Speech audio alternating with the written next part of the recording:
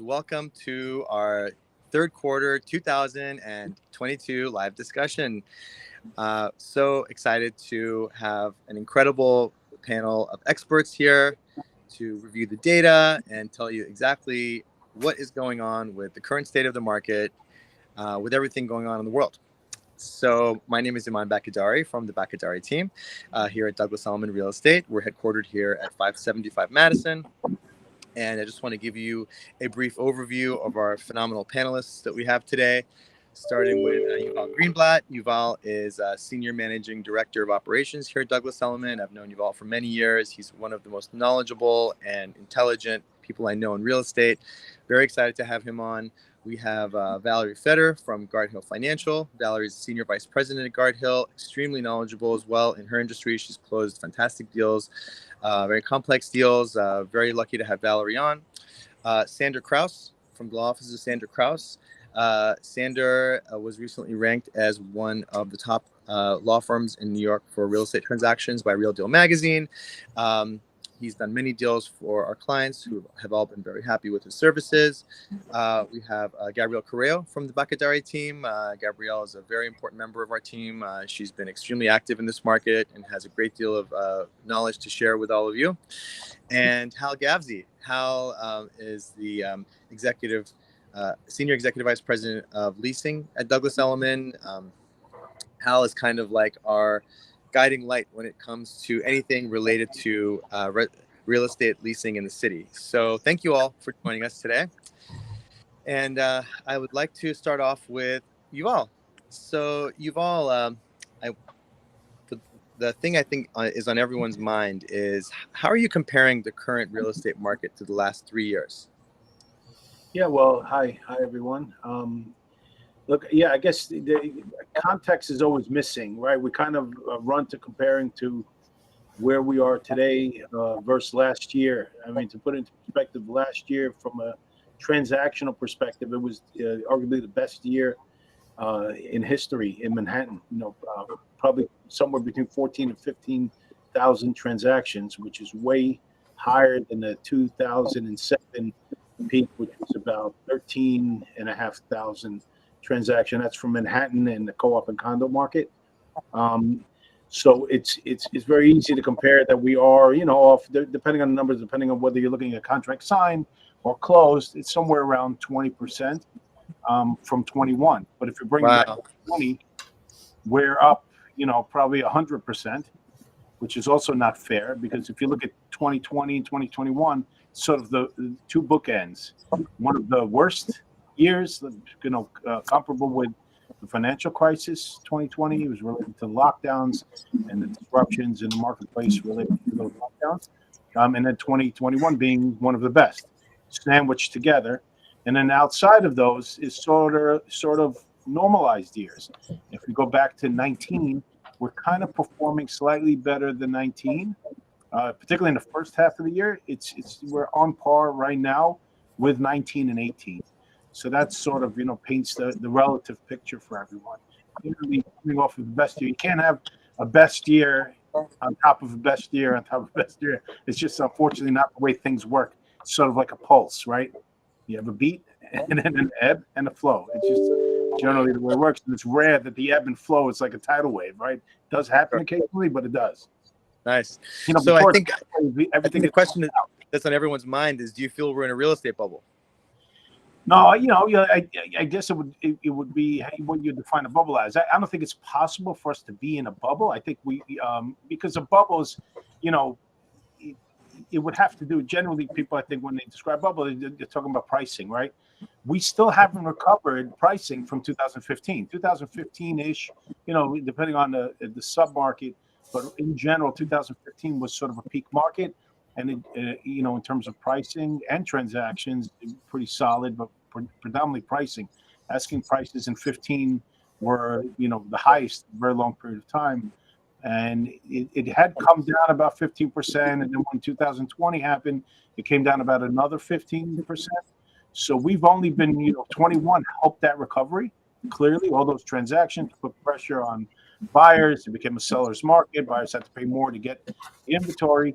And now we're sort of graduating back into a buyer's market, predominantly driven by, rapidly rising interest rates. I mean, yesterday I was walking by and I saw on CNBC, we have on the screen, that the average for the country on a 30-year fix was over 7%.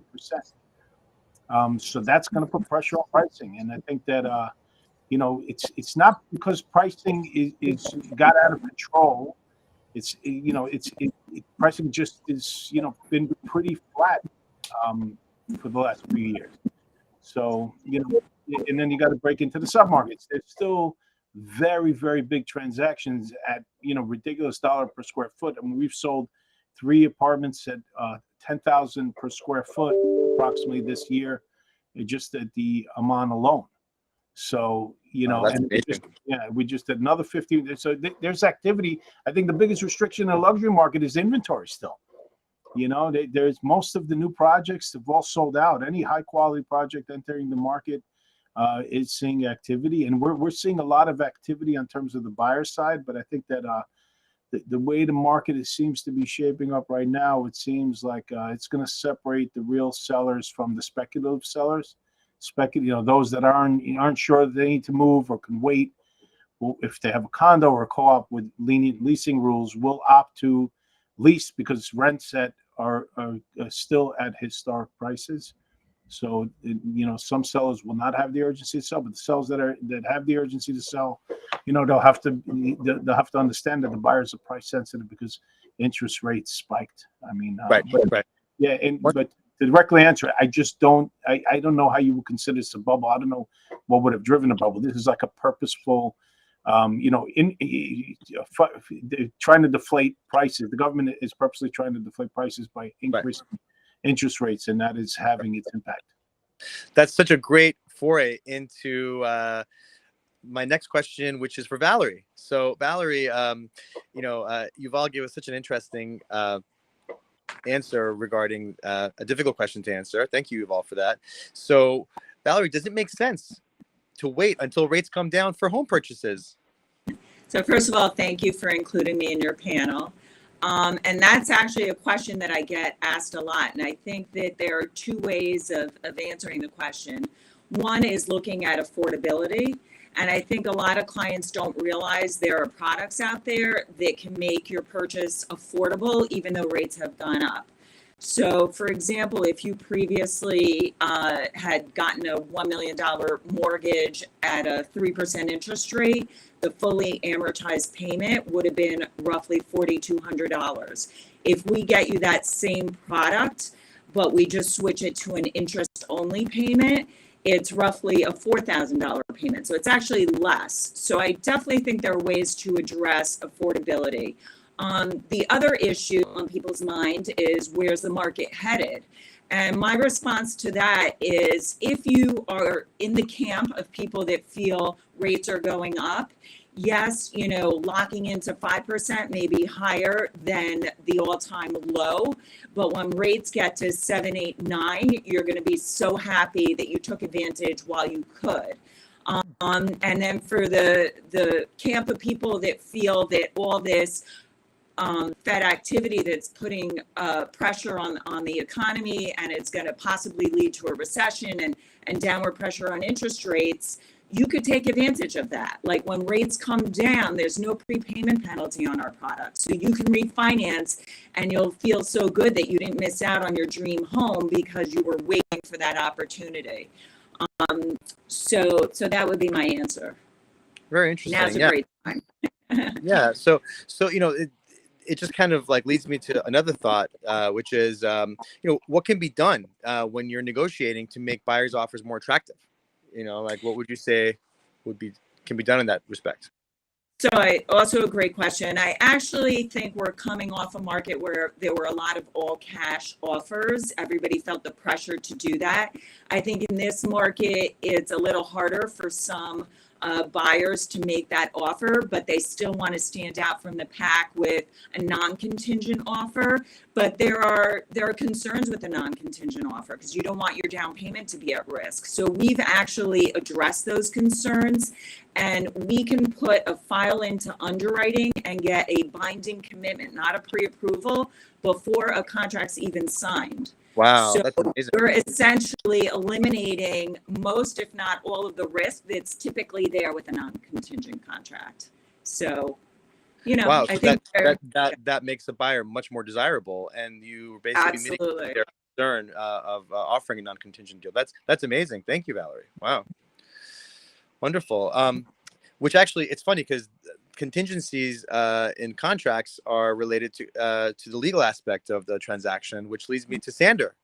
Sander and I have been through thick and thin together, many transactions. He's a veteran, and I really respect him and think he's terrific. So, Sander, thanks so much for joining us today. So, Sander, something that comes to mind that I think a lot of people want to know is how can buyers navigate the timing aspect of a closing date while dealing with rate lock issues in this volatile interest rate environment? I mean, thanks, Aman. I appreciate it, and I hope I don't look like a veteran. It makes me sad. But look, truthfully, it's the pressing question today, right? And I think Valerie hit the nail on the head. It really makes sense. As interest rates continue to rise, monthly carry becomes the most important thing to a purchaser, right?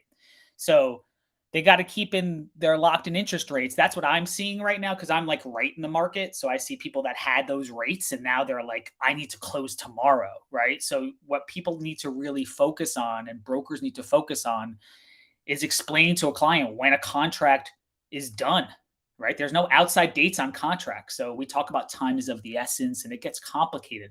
But what I tell a buyer is if your closing date in your contract is November 15th, 2022, lock your rate until December 15th, 2022, because that's what they can push it out to technically, right? If we do all the steps that we need to do.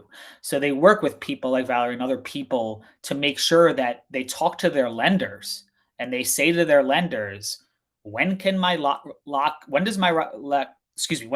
expire? But more importantly, can I get it extended? How does the extension work? Right? Because all of these things, especially in co-ops, you never know when a co-op's going to approve you, right? So, that extends the time, it tolls the time. There's all sorts of things that toll times in contracts. So understanding your extensions, understanding your rate locks, strategizing with your lenders, talking to your attorney, right? Because, what's more boring than talking to your attorney? But you got to talk to your attorney and figure out, like, how is this going to work? And the questions they always ask me are like, should I lock my rate in? My answer always to that question is, I have no idea, right? Talk to your lender, but let me work with your lender to know what the contract says, right? Because a lot of times they go to lenders before they come to me, right? And they talk it through. And I think 90% of the time they're with the lender, right? So, I got to work with the lender to make sure that these people don't get mixed up as to what it means for their contract versus what it means for their lender and how those two things become sort of coterminous. It sounds like like let's say in the instance of a transaction, like for instance Valerie's guidance to the buyer based on the program and when the rate lock affects sort of your pace of how your your time frame is going for your contracts. Therefore, you have to sort of coordinate to make sure that the buyer has enough time on their rate lock that they're not subject to any changes if the rates expire. That's great. Yeah. That's interesting, actually. It actually leads me to like another thought, which is what are the key changes you're seeing in transactions in the current market? Meaning how are sellers and buyers adapting to the current economic changes in the real estate market? With the market's slowing down a little bit, I have time to take brokers out to lunch, which is always something that I never really do as often as I should. And there's this like party line that goes on with brokers, which is like everybody says, your seller has to become more forgiving, right? They got to figure out how to adapt to this market in terms of their pricing, right? So they're adapting to the fact that there may be a looming recession and interest rate hikes keep on coming and it's real now. So, maybe I have to soften my price, maybe I have to forgive on certain things, right? And buyers are looking at it and they're focused much more on due diligence, right? Like I get questions. We have currently 3 or 4 that I'm working on today. And the due diligence reports are much more expansive because it goes back to that original line, which is like, um, my carry is important. So what is this going to cost me in the future? Is there a local law 11 facade renovation going on? Upcoming maintenance increases, upcoming common charge increases, because I'm stretched right now, right? Because like when I was looking at apartments 6 months ago, my monthly payment was $2,500. Now it's $5,000. So now I need to know that it's not going to be $6,000, right? So Right. like that's what people are doing. And truthfully, I'm seeing, and maybe it's something that Hal will start seeing a lot more as well, which is we do a lot of leasing work. Okay. I'm doing 40 to 50% more leasing work than I've ever done in my career. Okay. Wow. And I think that makes sense. But I think what makes more sense to me is the concept of a lease to own. And I'm seeing that more than I've ever seen. And we specialize that. And the reason why is because I'm seeing sellers and buyers locking in prices and buyers not having to worry about interest rates. And they basically say, you know what, here's the price. And a year from now, we'll see where we are. And then I'll buy your apartment. Right. And I'm seeing that a lot more as a strategy. And just to end on what Yuval had said, like we're singly responsible for all the Aman deals, not all of them, but like, a lot of them. Right. I did 200 million last year in Aman deals. That market is like a much, right. It's the unicorn market. Like it's always 10,000 a square foot. Yeah. Yeah. For the viewers that don't know what Aman is a very, very high end worldwide chain of resorts that's recently just opened a hotel and condominium project on 57th Street and 5th Avenue in the Crown Building, and Right. the closings just started to happen. So we're all the data is starting to flow around of what these are selling for, and they're selling for $10,000 a square foot, which is the really upper reaches of the Manhattan residential market. That's right. Thank you, Sander. Thank you so much. It's so interesting. So, it's interesting because, so I feel so much more intelligent just, hearing so far our panelists. So amazing. So, Gabrielle Correo has, been a valued member of our team, and, she's in the trenches, 7 days a week working so hard, and she's making deals. And I think what everybody wants to know is, what is it like right now in the market when you're making deals? So, Gabrielle, thanks so much for joining our panel today. And what I really wanted to ask, which I'm sure is on a lot of minds of people that are on this live discussion, is, what changes have you seen with buyers during the third quarter compared to earlier this year and from last year? Hi, everyone. So, Iman, we're getting calls from our clients who are in rentals right now, and they're telling us that their landlords are... Gabrielle, it's a little bit hard to hear you. Can you speak a little louder? Yes, can you hear me? Yes. Just speak louder. Thank you. Okay, sure. So I was saying that we're getting calls from our clients who are in rentals right now, and they're telling us that their landlords are offering them renewals at extremely high increases, as much as 40 to 60% higher than what their current rents are. So Wow. So they're calling us and they're saying that they've decided that they want to buy, rather than continuing to pour money into their rentals, and they're willing to pay the additional money towards paying down their loan, that's going to contribute to their equity rather than just pouring money into rent. So that's one trend that I'm seeing.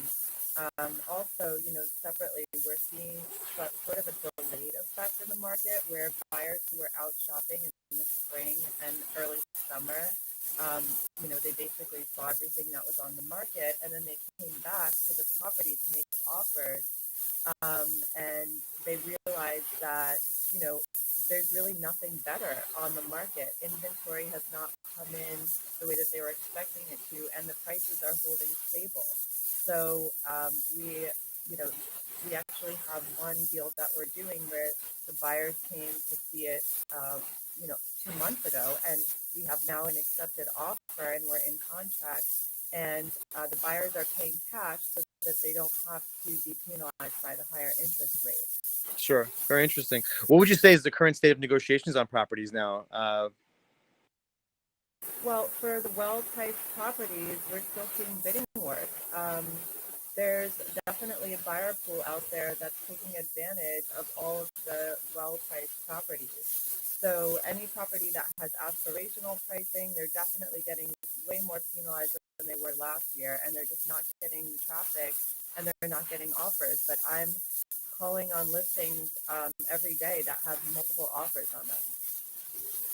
Wow, that's amazing. Very, very, very informative. So basically, you're seeing like a division in the market where the well-priced properties are getting multiple offers and they're selling. There's the buyer pool out there that's taking full advantage, and then the aspirational ones, yeah, basically. Very interesting. Thank you, Gabrielle. And now we move on to Hal. You know, it's interesting because everyone has been hearing so much about how hot the rental market is in New York City and how the prices have been going up at a breakneck speed. I mean, I can speak personally, you know, representing landlords that, you know, we've recovered the prices since the shutdowns of COVID and whatnot. But, you know, Hal, tell us, in your opinion, what do you think is the current state of the rental market? What is really going on, Hal? I think what is really going on, good question first, and also thank you for having me again. I think right now what we're dealing with is in the rental market, I think landlords push the rents to a level that I don't think is sustainable for the near future. I think they reached numbers. We were probably above, I believe the numbers are about 25% above last year's rents. We have average one bedroom rents peaked above 5,000 a month. I think what we've been seeing of late in the past, say, 45 days, the rents have plateaued. We've seen a bit of a softening. I say a bit, it's all relative because rents are still at historic highs, but tied with seasonality. And I think just the renter holding back because they just, during the summer, we're seeing these rents increase month over month over month. And if they were able to hold back and not find an apartment, they waited till after the summer. So we saw a little bit of that. We also did see would-be buyers who were pushed out of the buyer side and renting. So that increased. I mean, the inventory is still very tight, even though we've seen an increase in vacancy in Manhattan. The vacancy rate now is just slightly above 2%, which, relatively speaking, I mean, during the pandemic, of course, we were at, we saw the vacancy rates at probably 30%. But Manhattan, I remember those days. Absolutely. Yeah, exactly. Manhattan vacancy rates typically hover between 1.5% to 2%. We've noticed an increase in that vacancy due to, as Gabrielle was mentioning, some of these renters who were given these COVID incentives and discounts coming up to their rent renewals and unable to afford the gross rent increase. In some cases, they were ranging anywhere from 40 to 60%. So that definitely has, I think, spiked or increased the vacancies that we've noticed. But still, rents are at historic highs. Days on market has definitely slowed down. It's around 20, I would say 20 to 24 days on market. When you say days on market, Hal, can you specify that metric? Basically, we're talking about for new listings hitting the market during the peak of the summer. We had new rental listings. And as you guys were aware and you saw every day, any new listings coming and hitting the market were gone within 2 to 3 days. And I had agents with inquiries ranging from 50 to 400 for a new listing. That's obviously come down quite a bit. And now the days on market's in and around the 20 days. So we're also coming into the softer part of the normal historic rental season. I don't think anything is normal anymore since the pandemic, but typically and historically, the seasonality of rentals softens from November, October through March. Sure. It seems like the question on everyone's mind right now is, okay, so we've had a really hot market this year. The prices went up a lot. So based on your impressions, what would you say is like the rental market forecast? Right. And that is definitely the question we get daily. And I think the answer to that is, while I do think rents are going to soften up a bit more, I don't think it's going to be any amount that's really going to move the needle all that much unless we really start to see some job losses that would really affect those numbers, because inventory is still very tight and demand is still there. So yes, we'll see rents come down a bit due to normal seasonality, but relative to where the rents are, it's not going to really move the needle all that much. We also are seeing some more landlord concessions, whether it be a free month rent or owner pay concessions, slowly come back. Right now, we're at about 12% of the market have those landlord concessions on them. I would expect that to increase a little bit, tied again to normal seasonality. So it feels like there's like a bit of an easing. So if you're, let's say, Speaking. a tenant coming into the market, you may not be subject to the type of market that we were in, let's say 6 months, 4 to 6 months ago. So in the next 2 to 4 months, things might be a little better, seasonally speaking, also because typically things drop off. Right. Yes, but again, rents are still higher than where they were, if you go back 3 years ago. So they're still dealing with rents that are increased, but it's not finding an apartment in April of this past year. Interesting. Very good. Thank you. This has been such an interesting panel because I think that the different aspects of our market coming from the experts really helps us start to form an opinion on exactly where we are as of today, and using our third quarter numbers and comparing it to pre-pandemic, pandemic, and kind of, we're not really post-pandemic yet, but at least we're in a much better place than we were before. It feels like the market that we're going into for the rest of the year and into next year, there seems to be a division. It seems like where, sellers that are serious about selling are coming into the market. They're pricing their properties in such a way that Gabrielle mentioned. They're getting offers. There is a buyer pool out there. Sellers that maybe are more aspirational, perhaps, that were just selling because they thought that the market prices were high. Maybe you're deciding to wait or rent. So it seems like there's kind of almost a division, which is actually good. You almost want that. And the other thing I would say probably, in our closing remarks here is, I think the best advice based on all of your expert advice for our buyers and sellers is, if you're a buyer, speaking with a banker and understanding the different products they have, and speaking with an attorney, coordinating your deal, and of course having a knowledgeable broker is more important than ever, because you can still win in this market. You just have to get the professional advice. And for sellers, I think equally, it seems from what I gather, you can still sell. There still is a buyer pool out there. You just can't reach for those aspirational prices, perhaps, that maybe you're hoping to get, but you can still sell for reasonable prices. That's what it sounds like. So, thank you for all of you and giving your time to give us insights on the market. If you all have any questions out there on the viewer side that you'd like any of our panelists to answer, please send us an email. We'll be happy to respond for you. And thank you all. Really appreciate all of your time. So I think that concludes our live discussion today, and I appreciate all your time. Thank you. Thank you.